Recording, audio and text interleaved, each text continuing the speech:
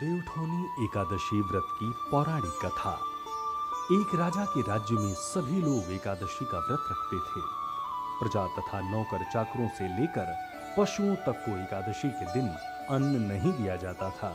एक दिन किसी दूसरे राज्य का एक व्यक्ति राजा के पास आकर बोला, महाराज, कृपा करके मुझे नौकरी पर रख लें। तब राजा ने उसके सामने एक शर्त रखी, ठीक है, रख लेते हैं, किंतु रोज तो तुम्हें खाने को सब कुछ मिलेगा, पर एकादशी को अन्न नहीं मिलेगा।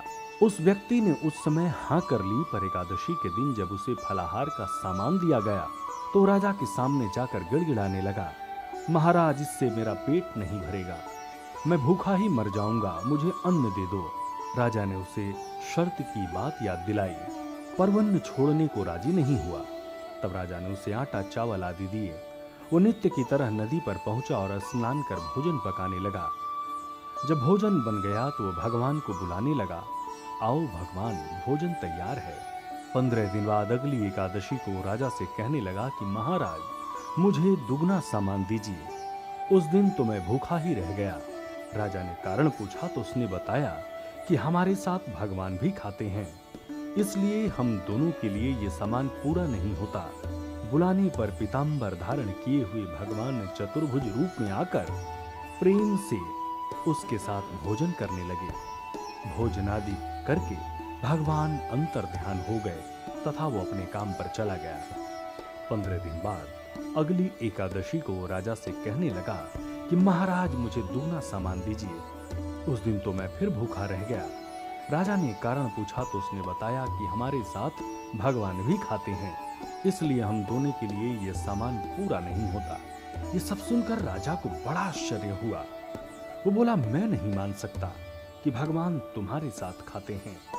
मैं तो इतना व्रत रखता हूँ, पूजा करता हूँ, पर भगवान ने मुझे कभी दर्शन नहीं दिए। राजा की बात सुनकर वो बोला, महाराज, यदि विश्वास ना हो तो साथ चलकर देख लें।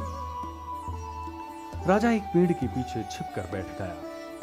उस व्यक्ति ने भोजन बनाया तथा भगवान को शाम तक पुकारता रहा, परंतु भगवान ना आए। अंत में उसने कहा, हे भगवान, यदि आप नहीं आए तो मैं नदी में कूदकर प्राण त्याग दूंगा। लेकिन भगवान नहीं आए। तब वो प्राण त्यागने के उद्देश्य से नदी की तरफ बढ़ा।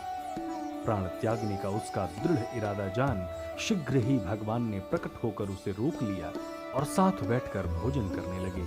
खा पी कर वे उसे अपने विमान में बिठाकर अपने धाम ले गए। ये देख राजा ने सोचा कि व्रत उपवास से तब तक कोई फायदा नहीं होता जब तक मन शुद्ध न हो। इससे राजा को ज्ञान मिला। वो भी मन से व्रत उपवास करने लगा और अंत में स्वर्ग को प्राप्त हुआ। एकादशी व्रत के इस महात्म को जो भी भक्त श्रवण करता है, भगवान उसकी समस्त मनोकामनाओं को पूर्ण करते हैं और उसे भक्ति और मुक्ति सहज ही प्राप्त हो जाती है। ओम नमो भगवते वासुदेवाय।